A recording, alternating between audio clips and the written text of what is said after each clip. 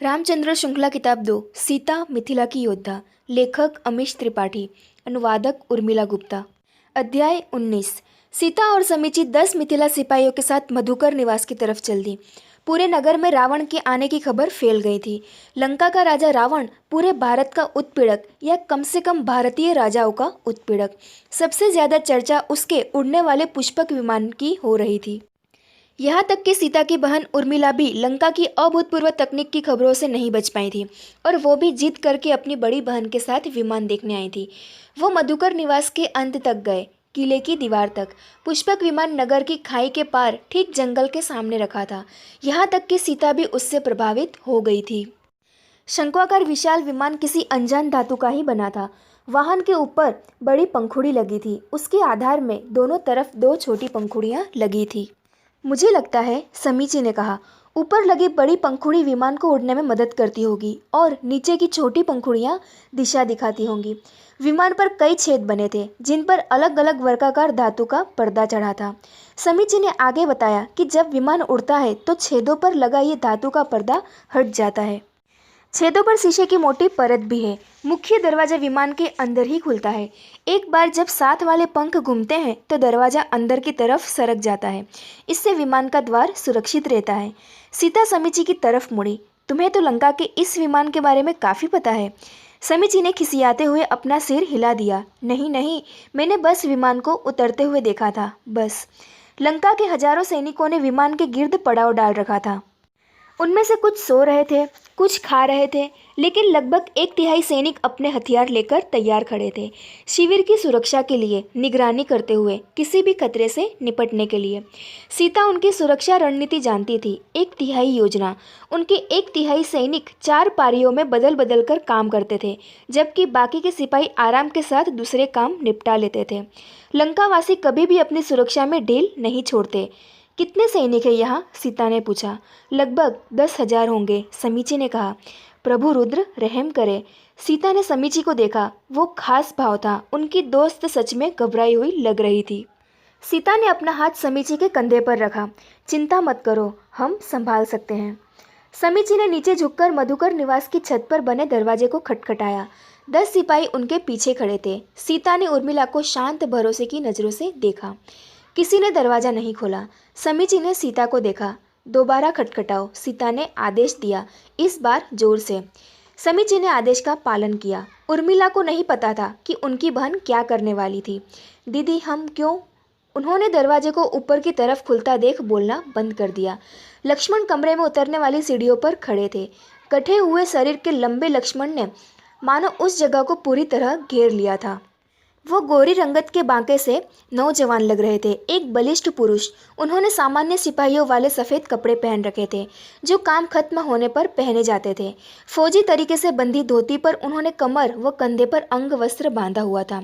उनके गले में पड़ी रुद्राक्ष की माला प्रभु रुद्र के प्रति उनकी भक्ति दर्शा रही थी। लक्ष्मण ने तलवार पकड़ी हुई थी, जरूरत पड़ने पर हमले को तैयार। उन्होंने छोटे बालों वाली गहरी रंगत की मजबूत महिला को नीचे झांकते हुए देखा। नमस्ते अधिकारी समीची, आपका यहाँ कैसे आना हुआ? उन्होंने रुखाई से पूछा। समीची दबी हंसी हंसते हुए बोली, युवक, अपनी तलवार को वापस म्यान में रख लो। मुझे क्या करना चाहिए और क्या नहीं, इसका फैसला मुझ पर छोड़ दीजिए। आपका यहाँ क्या काम है? प्रधानमंत्री आपके बड़े भाई से मिलना चाहती हैं। लक्ष्मण चौंक गए। यह अनपेक्षित था। वह वापस कमरे में मुड़े, जहां उनके बड़े भाई राम खड़े थे। उनका संकेत पा लक्ष्मण ने तुरंत अपनी तलवार म्यान में डाल दी और थोड़ा पीछे हटते हुए आगंतुकों को रास्ता दिया। समीची सीढ़ियों से नीचे उतरी और उसके पीछे सीता आई। जब सीता दरवाजे से नीचे आ रही थी तो उन्होंने अपने पीछे कुछ इशारा किया। उर्मिला, वहीं रुको। लक्ष्मण ने तुरंत ऊपर उर्मिला को देखने की कोशिश की, जबकि राम नीचे मिथिला की प्रधानमंत्री के अभिनंदन के लिए खड़े थे। दोनों महिलाएं सहजता से नीचे उतर आईं, लेकिन लक्ष्मण वहीं सीढ़ियों पर खड़े बाहर के दृश्य से आनंदित हो रहे थे। उर्मिला खूबसूरत युवती के रूप में बड़ी हो रही थी। वह अपनी बड़ी बहन सीता से कद में छोटी थी। उनकी रंगत साफ थी, दूध की तरह निर्मल।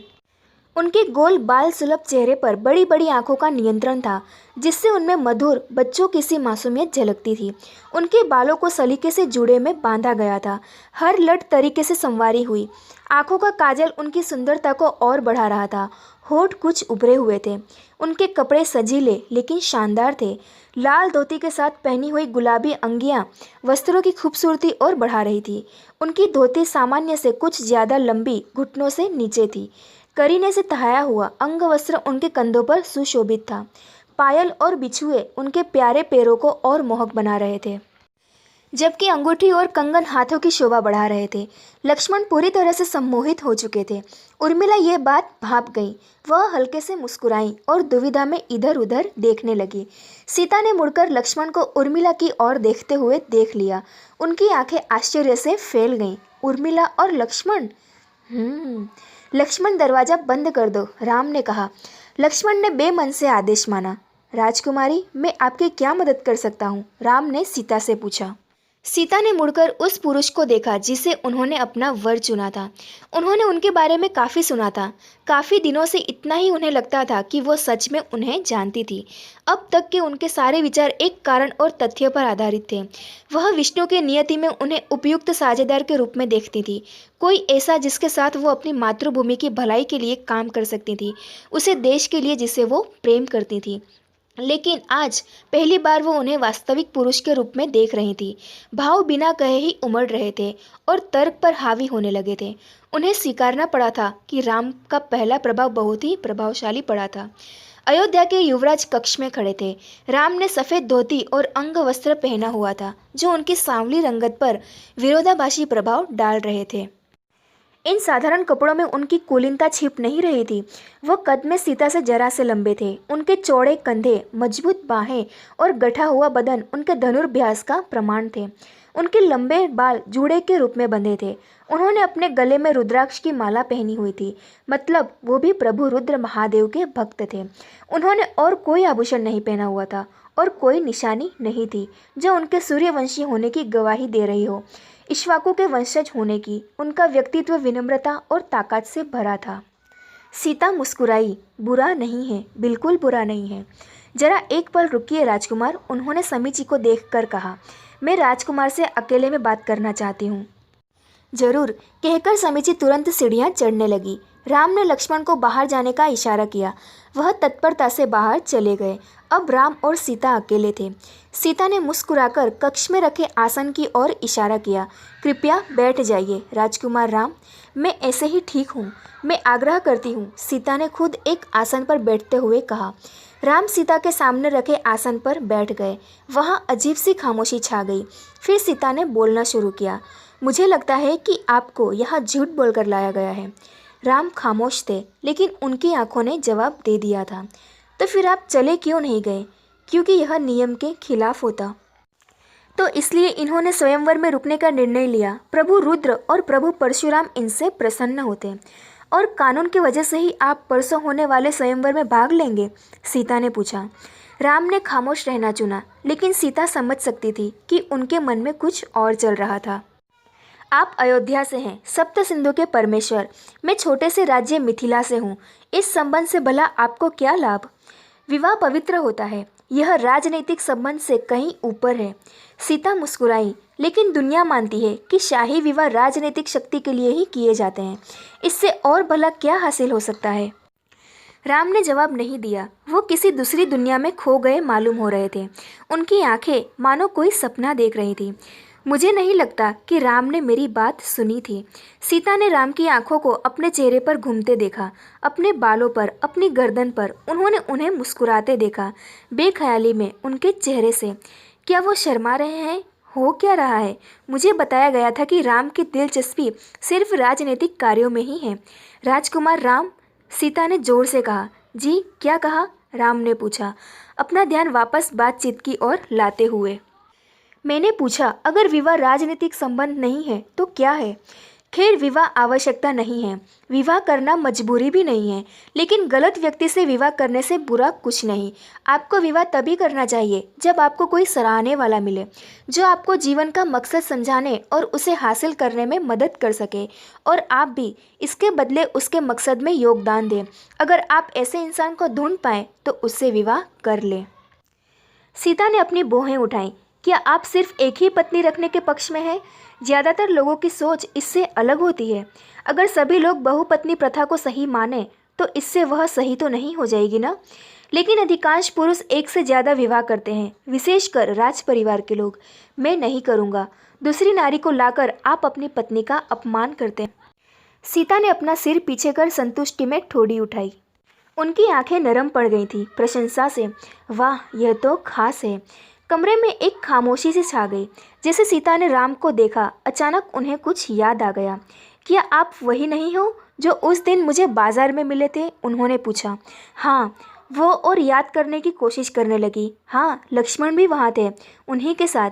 वो लंबा आदमी जो सामने खड़ा था, वो भीड़ के साथ दूसरी तरफ खड़े थे, देखने वालों में।